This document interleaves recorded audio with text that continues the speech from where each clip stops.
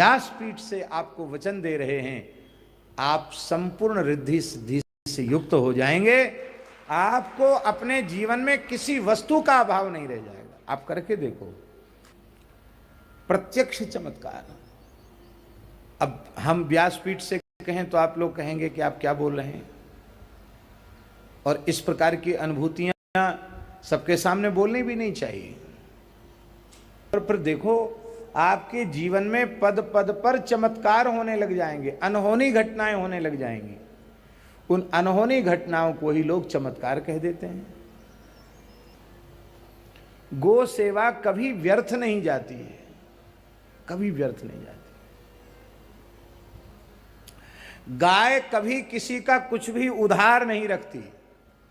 आप अत्यंत श्रद्धा पूर्वक गाय की सेवा करें, आप एक मुट्ठी गाय को खिलाएंगे, आपको 1000 मुट्ठी मिलेगा।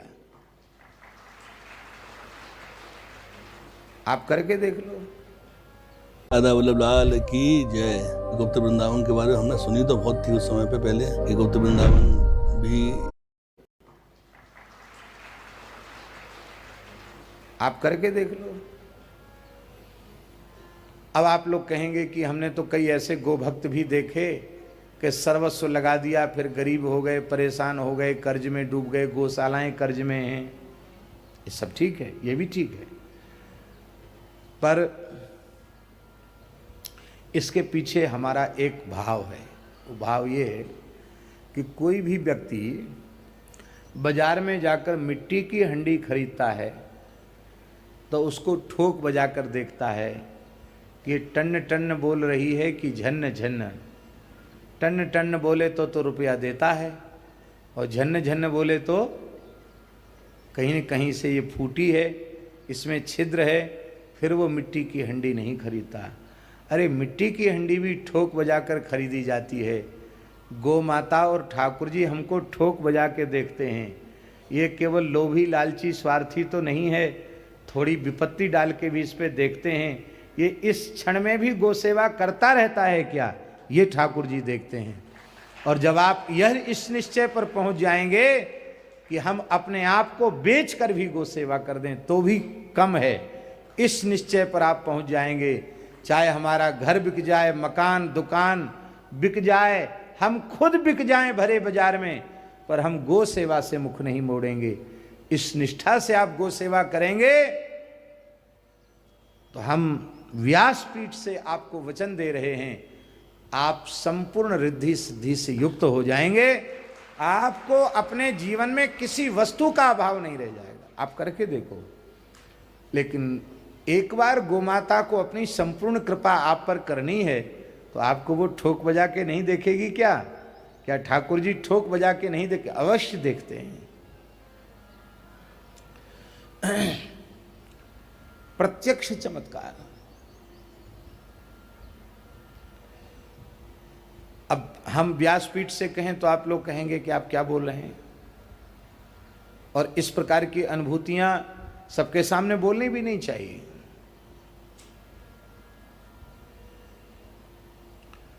हमारे जड़खोर गोधाम में कई साल पहले की बात है,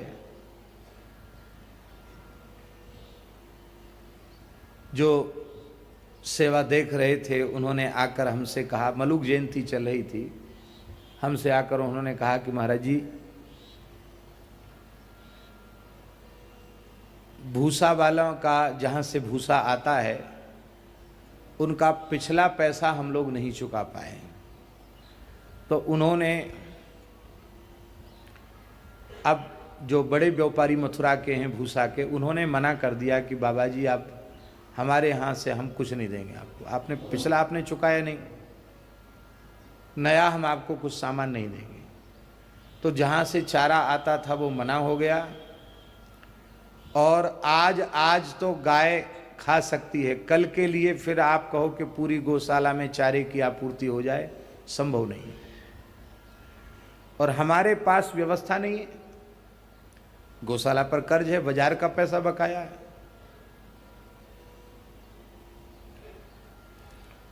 आपको इसलिए बताया कि आप संस्थापक हैं, अध्यक्ष हैं, अब आप बताओ हम लोग क्या करें।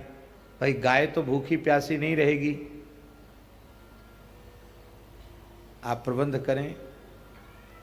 तो मैंने उनको कहा कि उत्सव चल रहा है, आपको ये बात कुछ दिन पहले आप बताते तो कुछ हम लोग प्रयास करते, लेकिन अभी इतने जल्दी कैसे क्या होगा, चलो भगवान करेंगे। हम लोग तो सेवा कर रहे हैं, गाय की सेवा तो गोपाल जी करते हैं, हम लोग तो निमित्त मात्र हैं, ठाकुर जी सब करेंगे, आप निश्चिंत रहो। उनको तो मैंने ये सांत्वना दी, विजय जी को मैंने सांत्वना दे दी, और स्वयं हमको थोड़ी सी चिंता हुई। शाम को मैंने कहा कि रे ये अच्छी समस्या है,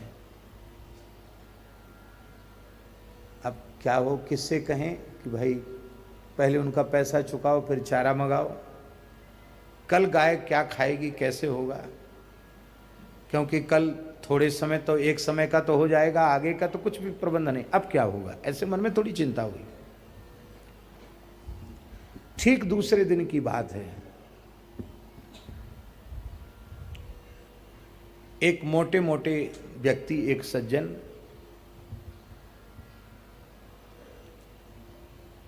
वे आए, और वे कभी हमसे पहले मिले नहीं थे, हमको प्रत्यक्ष उन्होंने देखा नहीं था, हमने उनको नहीं देखा, उन्होंने हमको नहीं देखा।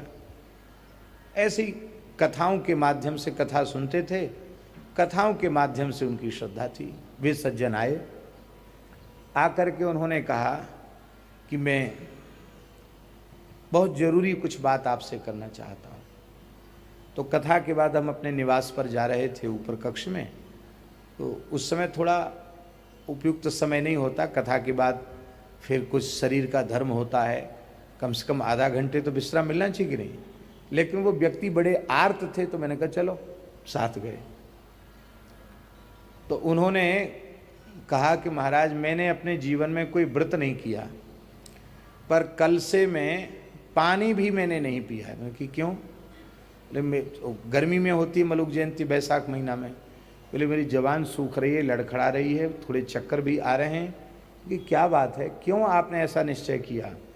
उन्होंने कहा पता नहीं क्यों, कल मेरे मन में पहली बार एक भावना जगी कि मैं कुछ थोड़ी सी राशि गाय के चारे के लिए महाराज जी को अर्पित करूंगा, तब पानी पीऊंगा।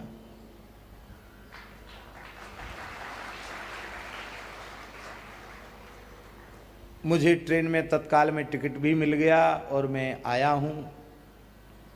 तो ये सेवा आप गाय के चारे के लिए स्वीकार कर लीजिए और मुझे जल पीने की अनुमति दीजिए। तो हमने जो वहाँ संत थे, मैंने कहा बहुत प्यासे हैं, इनको थोड़ा सा जल पिलाओ, जल पियाओ। और बस वो चले गए, उनको थोड़ा प्रसाद भी हमने, प्रसाद पाके जाना, हाँ नीचे प्रसाद पाके चले जाएं, चले भी गए वो।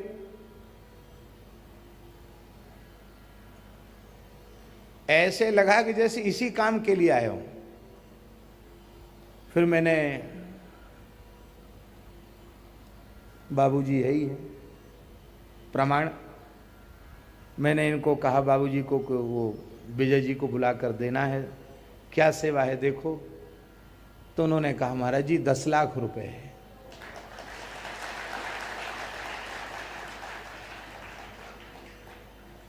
तुरंत मैंने विजय जी को बुलाया, मैंने कहा उठा ले जाओ, पहले तो जो चारे का पुराना बकाया है वो भी दो और नए चारे का तुरंत लदवा करके गौशाला भेजो।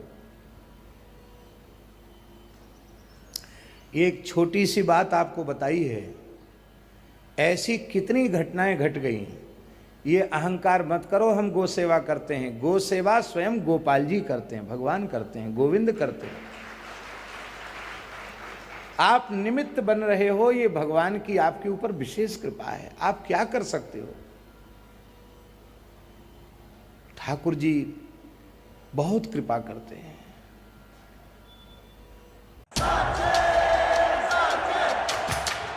I love winning, but I Thakur ji बहुत कृपा करते हैं।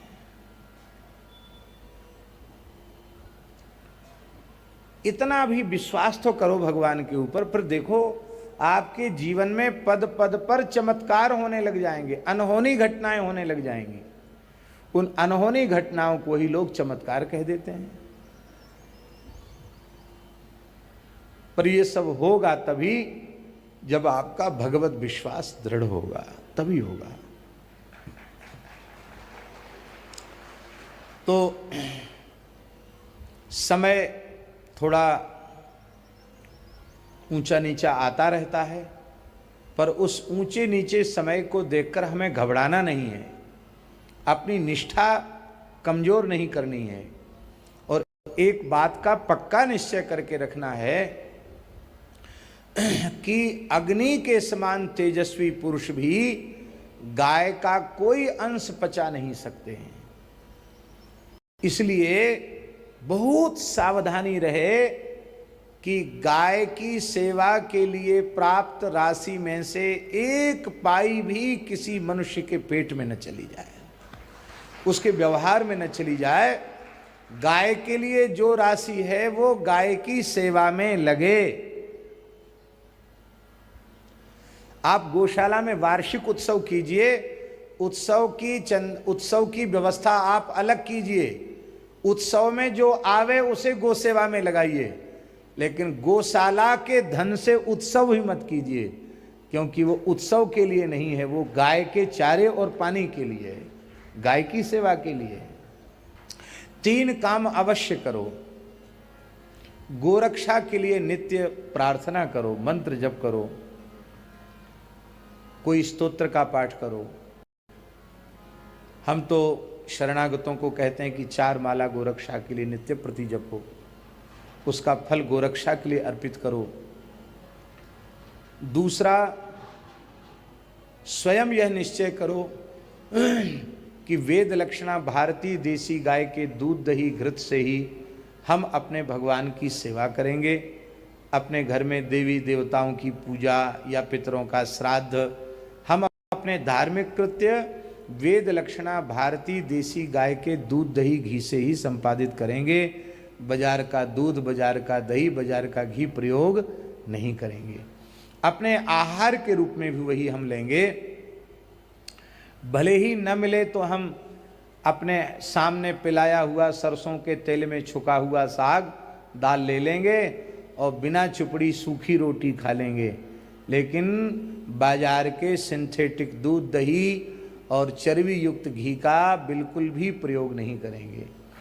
ऐसा यदि आप निश्चय करते हैं तो यह आपके द्वारा बहुत बड़ी क्रांतिकारी, आपका बहुत क्रांतिकारी कदम हुआ। इससे आपकी द्वारा बहुत बड़े पैमाने पर गौ सेवा हो रही है, और आप रख सकते हैं तो आप अपने घर में भारतीय वेद लक्षणा गाय रखेंगे, तब तो कहीं हाथ फैलाने की जरूरत ही नहीं है।